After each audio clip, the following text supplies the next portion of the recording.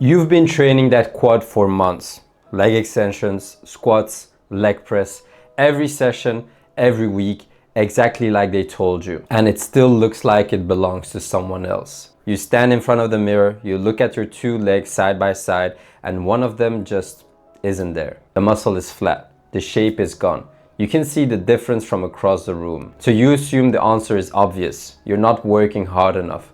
You need more volume, more sets, heavier weight. So you add more. And 3 months later, nothing's changed. Here is what nobody told you. That quad might not be weak at all. Your brain simply switched it off on purpose to protect a joint it doesn't trust yet. And until you switch it back on, you can train that muscle every single day for a year and it will not respond. There is a name for it. It's one of the most documented problems in all of knee rehabilitation, and almost nobody going through ACL recovery has ever heard of it. Today I'm going to explain exactly what's happening inside your leg, why every exercise you've tried has failed, and the exact order you need to fix it. Quick intro if you're new here. My name is Alan. I've been coaching for over 10 years now, and in that time I've helped over 10,000 people come back from just about every type of knee injury you can imagine. And this is the ACE Podcast. Every week I break down what actually works in knee rehab, the stuff most people never get told, backed by science from someone who's lived it. So the quad that won't grow, let's get into it. Now, I want to set this up properly because this episode is different from the last one. Last episode was about risk, about why people re-tear and how not to become that statistic. This one is more practical. This is the problem I get asked about more than anything else in my DMs week after week, and it's the single biggest thing standing between people and a real recovery. Because here's the thing about the quad. It's not just about how your leg looks. Your quadriceps is the primary brake on your knee. It's what absorbs load when you land, what controls you going downstairs, what decelerates you when you stop and change direction. When your quad is weak, everything downstream is compromised. Your walking pattern, your running, your ability to cut, and your risk of injuring it again. Quad strength is one of the most consistent predictors of how well people do after ACL surgery. It shows up again and again in the research as a marker of whether someone returns to sport, how well they move, and how their knee holds up over the years. So this is not a cosmetic problem. This is the problem. And by the end of this episode, you're going to understand it better than most people who are treating it. Let's start with what you're actually experiencing. I want to describe something and I want you to tell me if this is you. You had your surgery. The first few weeks were rough, but you got through them. The swelling came down, the pain settled, you started walking normally. And then you got into the strengthening phase. And this is where it got strange. You go to do a quad set. That basic exercise where you lay down, straighten your leg, and squeeze your thigh to push your knee down into the bed. On your good leg, it's automatic. You think about it, the muscle jumps, the kneecap slides up, done. On your surgical leg, nothing, or almost nothing. You're staring at your own thigh, telling it to contract, and it's like the message isn't arriving. Maybe you get a flicker. Maybe the outer part fires, but the inner part just sits there soft. And that's a really disorienting feeling, by the way, because that's your leg. You've had it your whole life. And suddenly you can't make it do the one thing it's always done without you thinking about it. Then it gets worse because you go to the gym, you do leg extensions, and your surgical leg is dramatically weaker than the other one, like embarrassingly weaker. So you keep at it. You add sets, you go 3-4 times a week. You're disciplined about it, and the number goes up a bit, but the leg still doesn't look right and it still doesn't feel right. You do squats and you think you're squatting evenly, but if someone filmed you from the front, you would see you're shifting your weight to the good leg. Not consciously, your body's just doing it. You go upstairs and you lead with the good leg. You come downstairs and you're carefully lowering yourself with the good leg. You stand at the kitchen counter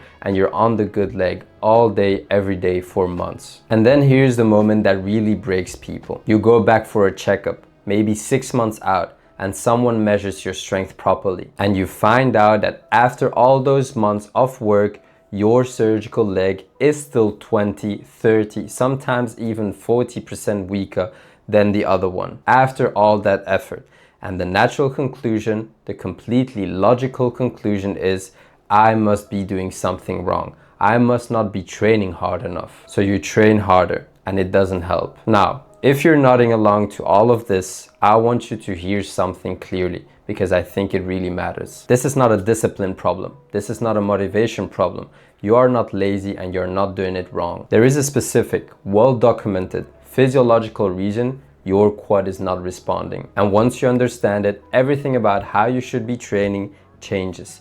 Let me tell you how I learned it. When I tore my ACL at 16, the second time around, after I had already been through a rehab that failed me, after I had gone back too early and torn it again, I was determined that this time I was going to outwork it. That was my whole plan. Just work harder than everyone else. If the first rehab failed me because it was too soft, then I had to go the other way. I had to be the guy who trained the most. So that's what I did. I was in the gym constantly. I hammered that leg extensions, leg press, lunges, squats, everything I could think of. And I was consistent, I didn't miss. And for months, that leg barely changed. I remember standing in the changing room comparing my thighs in the mirror, genuinely wondering if something was permanently damaged. Like maybe they had cut something during the surgery that never came back. That's honestly what I thought, that the muscle itself was broken. I want to be really honest about how that felt because I think a lot of you are in it right now.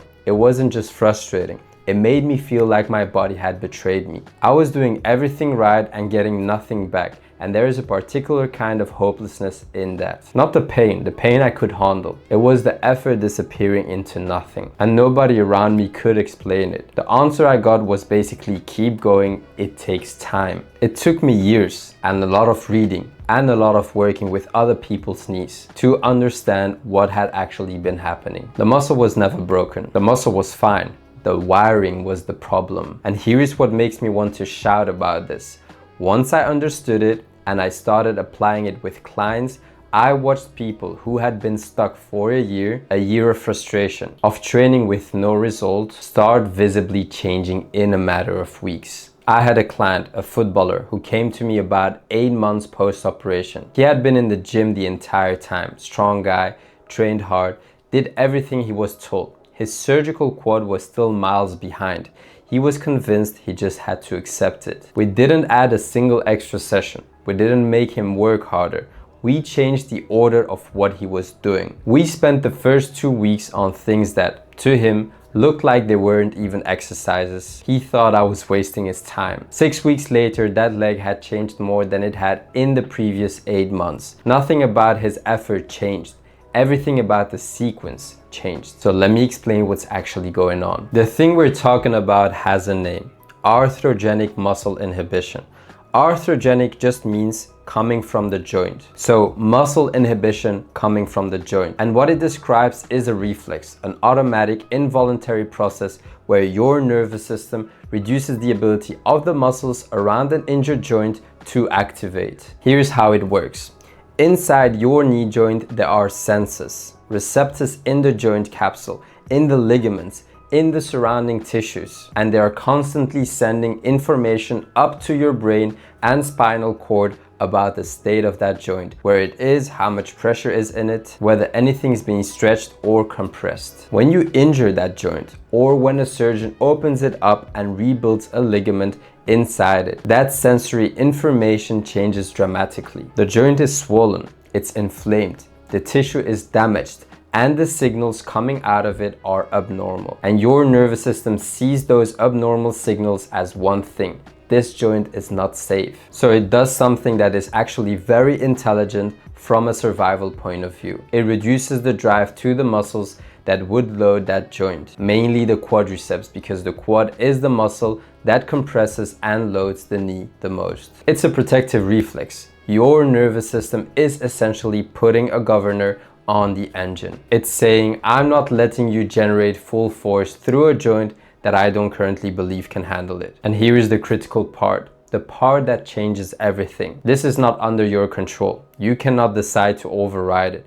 You can want it as badly as you want. You can be the most motivated person in the world. The signal is being reduced before it ever gets to the muscle. It's happening at the level of the spinal cord and the brain, upstream of your effort. So when you're laying there staring at your thigh, telling it to fire, and nothing happens, that's not weakness of will. The message is being turned down in transit. If you want to know what's keeping your quad switched off, look at the joint. Specifically, look at how much fluid is in it. There is a classic work, Spencer and colleagues, where researchers injected saline into healthy knees in healthy people with no injury at all and measured what happened to quad activation. And what they found is that it takes remarkably little fluid before the quad starts getting inhibited. We're talking about volumes so small you would struggle to see them from the outside. A few tablespoons.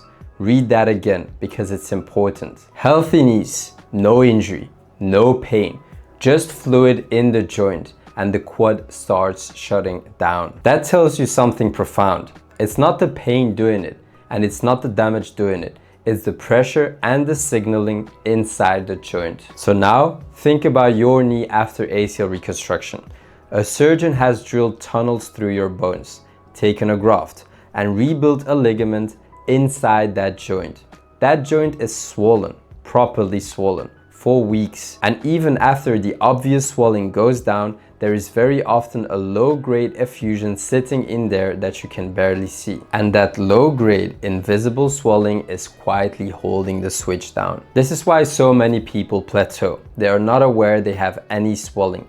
The knee looks basically normal to them, but there is enough fluid in that joint to keep the inhibition running. And here is where it gets circular, and this is the trap I see people fall into constantly. You train hard because you want the quad back. The training irritates the joint makes more fluid. That fluid deepens the inhibition, so the quad fires even less, so you feel weaker. So you train harder to compensate, round and round. You're pressing the accelerator while your own nervous system holds the brake, and every time you press harder, you push the brake down further. So how do you know if this is you? Two things I would look at. First, does your knee get puffy after training? Not necessarily painful, just fuller, warmer, tighter, especially the next morning. If your knee is swollen the day after you train it, you are almost certainly training in a way that is feeding the inhibition rather than solving it. Second, can you get a proper quad contraction on demand, right now, while laying down? Not a flicker, a real visible hard contraction where the muscle stands up and the kneecap slides. If you can't do that on command, cold, then you have an activation problem, no matter how much weight you can push on a machine. Because, and this is a big one, you can move a lot of weight with a partially inhibited quad. Your body is brilliant at compensating. You will use your other leg, your glutes, your hip, momentum, positioning. The number on the machine goes up while the actual muscle you're trying to fix stays offline. Which brings me to why everything you've been doing hasn't worked. Let's go through the things people do and why each one falls flat when there is inhibition in the system. Number one, more sets and more reps. The logic makes sense. If the muscle is weak, load it more. But you can't strengthen a muscle you can't recruit. Strength training works by recruiting motor units and progressively overloading them. If a chunk of those motor units are being inhibited, you're overloading whatever is left, plus everything around it. You're quite literally training the compensation. Number two, going heavier. Same problem, but worse.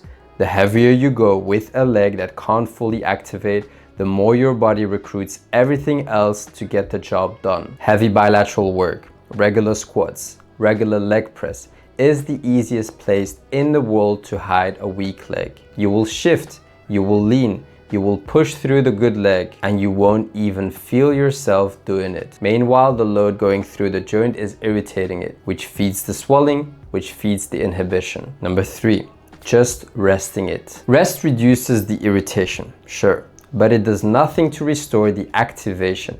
And meanwhile, you're losing muscle, losing capacity, and reinforcing the habit of not using that leg. You come back from rest with a quieter joint and an even weaker, more inhibited leg. Number four, stretching, massage, all the passive stuff. Feels nice, might reduce some protective tone temporarily, but does not address the reflex. If passive treatment alone fixed this, nobody would have this problem because passive treatment is what most people get the most of. And lastly, waiting for time to sort it out. The single most common piece of advice and the most damaging. Time does not fix arthrogenic muscle inhibition. That's exactly why there are people years down the line still carrying it. Time only helps if the inputs change. So notice the pattern here.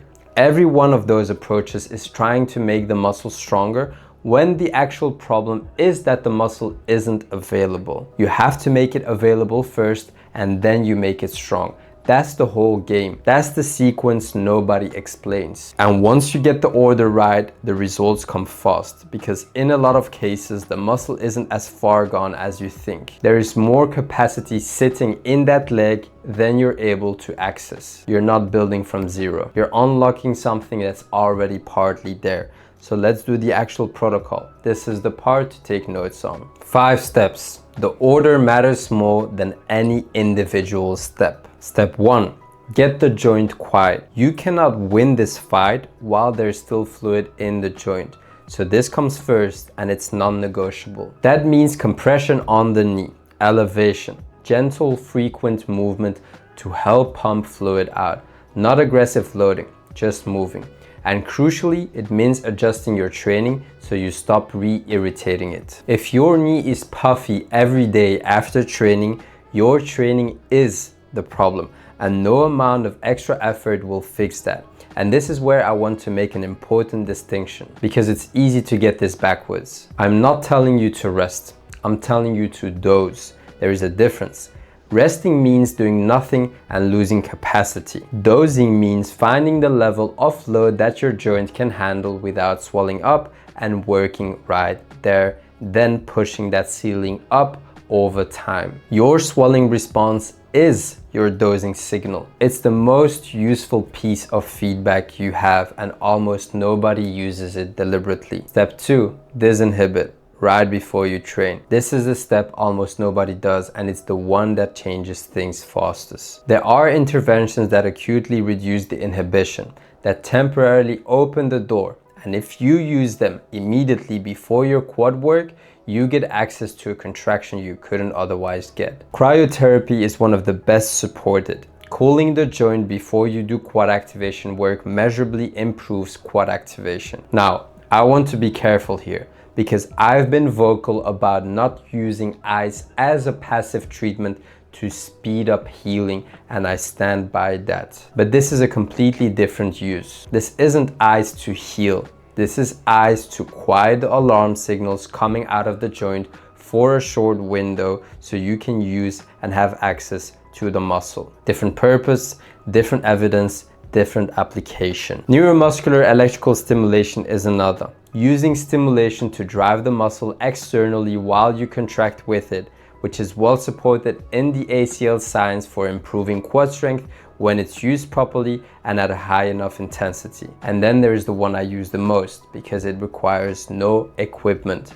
Overcoming isometrics. You push at maximum effort against something that cannot move. Set the leg extension pin heavier than you can possibly lift. Wedge your shin under a fixed bar and drive with everything you've got for 5 to 10 seconds. A handful of those. What you're doing is demanding maximum output from the nervous system in a position where the joint isn't moving and isn't being irritated, and it floods the muscle with drive. Do those things first, then do your quad work, not the other way around. Step 3, wake the muscle with feedback. Now you do the activation work, and here is the rule that matters. You have to be able to see it. Do a quad set and watch it. Push the back of the knee down, lift the heel slightly, and watch for the muscle to visibly harden and for the kneecap to slide up your thigh. Put your hand on it and feel it. If you can't see it and feel it, that rep did nothing. Don't count it. This sounds almost too simple, but visual and tactile feedback generally improves activation because you're giving your nervous system information it's currently missing. You're basically closing the loop. Do these often in short doses. I would rather have someone do 10 good ones 5 times a day than 50 sloppy ones. Frequency beats volume at this stage, because you're rebuilding a connection, not fatiguing a muscle. And add terminal knee extension work. The last 20 or 30 degrees of straightening, which is exactly the range the quad struggles with most after surgery and the range that gets skipped. Step 4,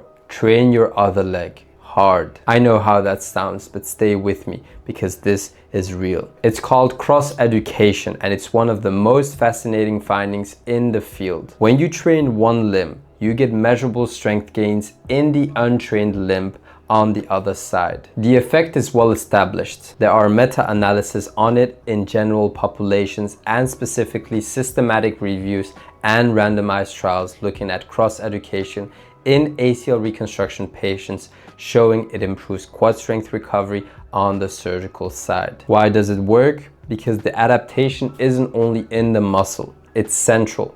Training one side drives changes in the nervous system that partly transfer across. So while your surgical leg is still limited in what it can tolerate, you should be training the healthy leg heavy and hard. And there's a bonus. It also stops your good leg deconditioning while you're focused on the other one, which, if you listen to last week's episode, matters a lot because that good leg is the one most likely to go next. Now, step 5, load it and use blood flow restriction training if heavy isn't available yet. Once you can generally activate that muscle, you load it progressively, heavily, through full range over months. That's what actually builds it back. But there's a gap for a lot of people. You need heavy load to build muscle, and your knee can't tolerate heavy load yet. That's exactly the gap blood flow restriction training fills. BFR uses a cuff to partially restrict blood flow while you train with light loads.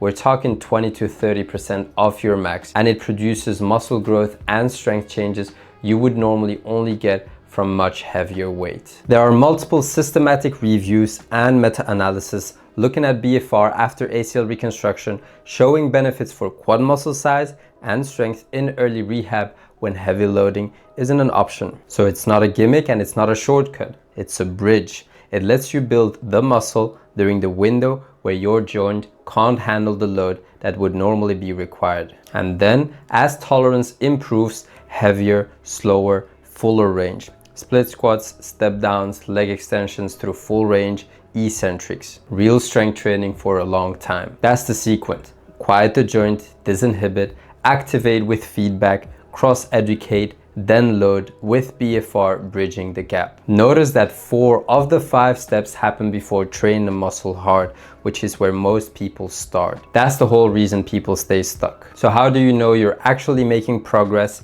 rather than just feeling like you are? 4 markers I would use. 1, the contraction itself. Can you produce a hard, visible quad contraction on demand, cold, without warming up? That's your most basic marker, and it should improve within days to weeks, not months. If it's not improving, something in step 1 or 2 isn't right. Number 2, your swelling response. Track how your knee responds 24 hours after training. As things improve, the same session should produce less of a reaction. That's the joint telling you its tolerance is going up. Number 3, single leg tasks. Can you stand up from a chair on the surgical leg alone, controlled, without pushing off with the other foot? Can you do a slow step down without your knee caving? These expose inhibition in a way that machines never will because you can't compensate your way through them. Number 4, actual measured symmetry. Eventually, you want that leg measured properly against the other one, ideally within about 90%. And remember what I said in the previous episode, your healthy leg often loses strength too. So a good score against a weakened comparison can flatter you. Test both. If those 4 things are moving, you're on the right path, even if the mirror hasn't caught up yet. The mirror is always the last thing to change. Let me pull it all together. 3 things I want you to walk away with. Number 1, the quad probably isn't weak in the way you think. It's inhibited.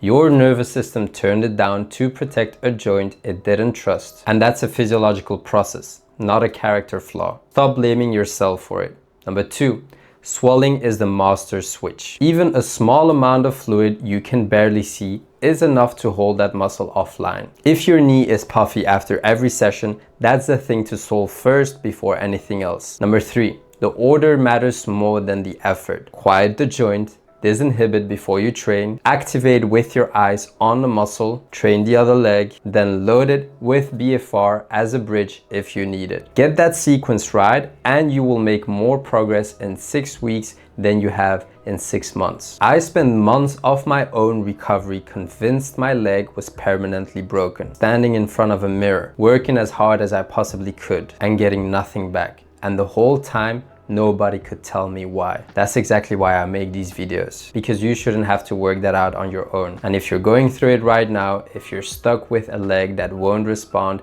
and you're tired of guessing, I want you to know it doesn't have to stay that way. Over the last 10 years, I've helped more than 10,000 people get back to their sport, back on the floor with their kids, back to a life without pain and without that fear sitting in the back of their mind. If that's what you want, there is a link in the description where you can book a call with me. We will look exactly at where you're at and figure out how to get you there. And if you're not there yet, but this helped, subscribe, like this video. Every week on the ACE podcast, I break down the stuff your rehab skipped. If you've got a quad that won't grow, tell me in the comments how long you've been stuck. I read everyone and I answer. That's it for this one. Go quiet that joint and I will see you next week.